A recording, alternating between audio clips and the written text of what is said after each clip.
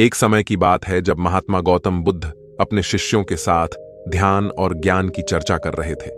उनके आश्रम में एक शिष्य ने एक महत्वपूर्ण प्रश्न पूछा, महात्मा, कर्म क्या है और कर्म हमारे सुख दुख का कारण कैसे बनते हैं?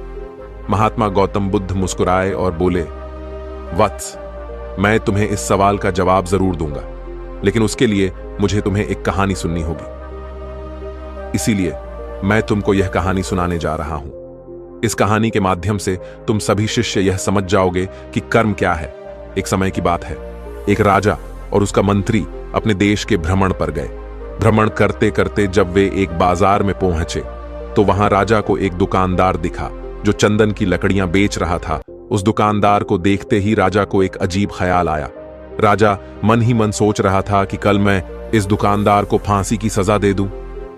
मन में चल रही यह बात राजा ने मंत्री को बताई। इससे पहले कि मंत्री कुछ बोलता, राजा उस दुकानदार की दुकान के सामने से आगे निकल चुके थे और दुकानदार को फांसी लगाने की बात को छोड़कर दूसरी बातें करने लगे।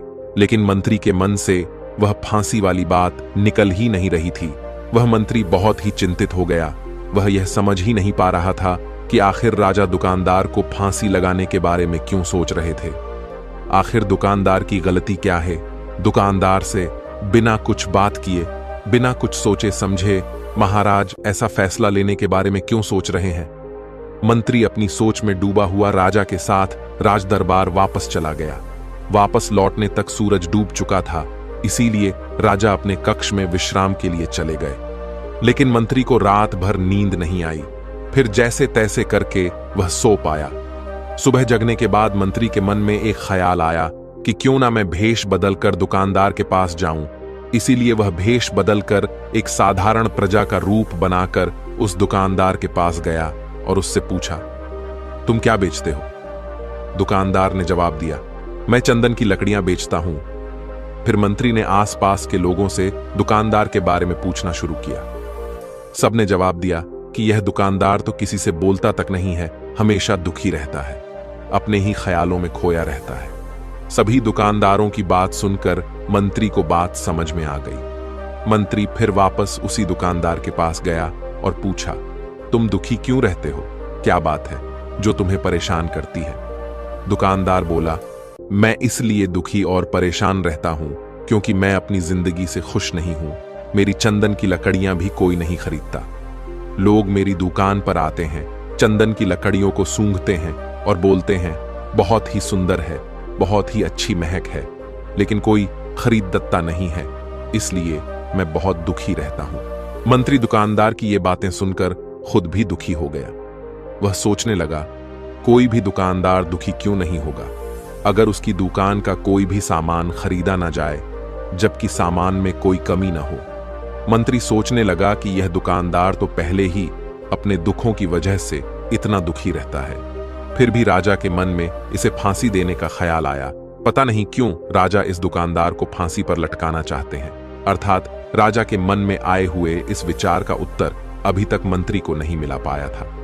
मंत्री ने फिर दुकानदार से पूछा, भाई क्या हो, अगर तुम्हारी दुकान की सारी चंदन की लकड़ियां ऐसे ही रखी कि रखी रह जाएं, कोई भी उन्हें ना खरीदे? तो दुकानदार गुस्से में बोला, हाँ मैं जानता हूं, मेरी चंदन की लकड़ियां ऐसे ही रखी रह जाएंगी, कोई नहीं खरीदेगा मेरी लकड़ियों को। इसीलिए मैं सोचता हूं कि हमारे देश का राजा जल्दी से मर जाए, क्योंकि अगर वह जल्दी से मर जाता तो मैं उस राज दरबार में उस राजा के दाह संस्कार के लिए अपनी चंदन की लकड़ी देता, जिससे मुझे कुछ पैसे मिल जाते और इस बाजार के अलावा बाकी के लोगों को भी मेरी चंदन की लकड़ियों के बारे में पता चलता।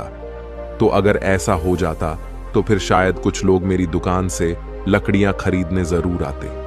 मंत्री दुकानदार की बातें सुनकर सब कुछ समझ गया और उसके मन में एक विचार आया। मंत्री ने दुकानदार से चंदन की कुछ लकड़ियां खरीदी। इस खरीदारी से दुकानदार को कुछ पैसे भी मिल गए और वह थोड़ा खुश भी हो गया। मंत्री चंदन की लकड़ियों को लेकर वापस राज दरबार चला आया।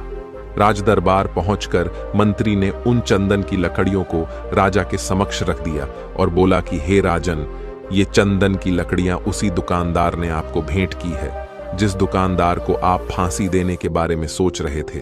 राजा ने मंत्री की बातों को ध्यान से सुना और उन चंदन की लकड़ियों को सूंघा तथा सूंघने के बाद बड़े ही प्रसन्न हुए। उन्होंने कहा, यह चंदन की लकड़ियां बहुत ही ज्यादा खुशबूदार हैं। मैंने पहले कभी चंदन की इतनी खुशबूदार लकड़ियां नहीं देखी। दुकानदार के इस अनोखे भेंट से राजा बहुत खुश हुए और मंत्री को कुछ स्वर्ण मुद्राएं देकर बोले, जाओ उस दुकानदार को ये स्वर्ण मुद्राएं इनाम में देना और बोलना कि आज के बाद महल में जब कभी भी चंदन की लकड़ी की जरूरत पड़ेगी तब तुम्हारी दुकान से ही लकड़ियां ली जाएगी। राजा का यह व्यवहार देखकर मंत्री बड़ा खुश हुआ और मुस्कुराने लगा तथा यह सोचने लगे कि अब तो राजा के मन में उस दुकानदार को फांसी देने का विचार आ ही नहीं सकता, क्योंकि अब तो हमेशा राज दरबार के लिए चंदन की लकड़ियों का इंतजाम की जिम्मेदारी उस दुकानदार को जो मिल गई है। मंत्री स्वर्ण मुद्राओं को लेकर वापस दुकानदार की दुकान की तरफ चल दिया। इधर राजा इस विचार में पड़ गए कि वह दुकानदार तो बड़ा ही अच्छा इंसान है। वह कितना सज्जन है कि बिना किसी वजह के उसने मेरे लिए उपहार भेजा। जिस वक्त मैं उसके बारे में यह सोच रहा था कि मैं इसको कल फांसी दे दूंगा, तब शायद उसके मन में उस समय यह विचार चल रहा था कि राजन पहली बार मेरे दुकान के सामने आए हैं, क्यों ना मैं उनको अपनी सुंदर और खुशबूदार लकड़ियों को भेंट करूं। और आज उसने मुझे भेंट भी किया। बेवजह ही मैं उसको फांसी देने के बारे में सोच रहा था। इधर मंत्री दुकानदार के पास पहुंच गया। मंत्री ने राजा के द्वारा दी गई स्वर्ण मुद्राओं को दुकानदार को देते हुए कहा कि जिन चंदन की लकड़ी को कल मैं खरीद कर लेकर गया था, उन चंदन की लकड़ियों को राजा ने बहुत पसंद किया और इनाम के तौर पर तुमको यह कुछ स्वर्ण मुद्राएं दी है। साथ ही साथ मंत्री ने उस दुकानदार को यह भी बताया कि अब आज के बाद राज दरबार में जब कभी भी चंदन की लकड़ियों की जरूरत पड़ेगी तो सारी चंदन की लकड़ियां तुम्हारी दुकान से ही ली जाएगी। दुकानदार मंत्री की बात सुनकर बहुत ही खुश हो गया। मंत्री ने दुकानदार से पूछा, क्यों भाई, तुम तो राजा के बारे में इतना बुरा भला सोचते थे, लेकिन देखो राजा तुम्हारी कितना चिंता करते हैं। राजा कितने अच्छे हैं। राजा अपनी प्रजा के बारे में कभी भी गलत नहीं सोचते हैं। वो अपनी प्रजा का हमेशा ख्याल रखते हैं। इधर दुकानदार भी मंत्री की बातें सुनकर खुद को कोस रहा था। उसे खुद पर गुस्सा आ रहा था। दुकानदार मंत्री से बोला, मैं राजा के बारे में कितना गलत सोचता था। राजा तो बड़े ही अच्छे इंसान हैं, बड़े ही भले राजा है। उनका दिल तो सोने के समान है। भगवान करे कि राजा की बहुत ही लंबी आयु हो। यह बात सुनकर मंत्री भी बहुत खुश हुआ। फिर मंत्री वहां से वापस राज दरबार को चला गया। बस यहीं पर महात्मा गौतम बुद्ध ने इस कहानी को समाप्त किया। कहानी समाप्त करने के बाद उन्होंने शिष्यों से पूछा कि अब बताओ कि कर्म क्या है। किसी शिष्य ने कहा, कर्म बोले हुए शब्द है। किसी शिष्य ने कहा, कर्म वाणी है। तो किसी ने कहा, कर्म सोच है। तो किसी ने कहा, कर्म भावना है, वगैरह वगैरह। अपने सारे शिष्यों का जवाब सुनने के बाद महात्मा गौतम बुद्ध ने बताया कि कर्म हर एक इंसान की खुद के विचार होते हैं। हमारे विचार जैसे रहेंगे हम वैसे ही कर्म करेंगे, और उन्हीं विचारों के द्वारा किए हुए कर्म हमारे सुख और दुख के लिए उत्तरदायी होंगे। अर्थात हमारे विचार अगर गलत है तो हमारे द्वारा की हुई कर्म भी गलत होगी तथा इसका परिणाम भी गलत निकलेगा। परिणाम स्वरूप हम दुखी रहेंगे। अगर हमारे विचार सही रहेंगे तो हम सही कर्म करेंगे। सही कर्म करेंगे तो फिर सही फल मिलेगा, जिससे हम सुखी रहेंगे। इसीलिए प्रिय शिष्यों, अपने विचारों पर ध्यान दो। विचारों पर ध्यान देने से ही तुम्हारे कर्म अच्छे हो सकेंगे।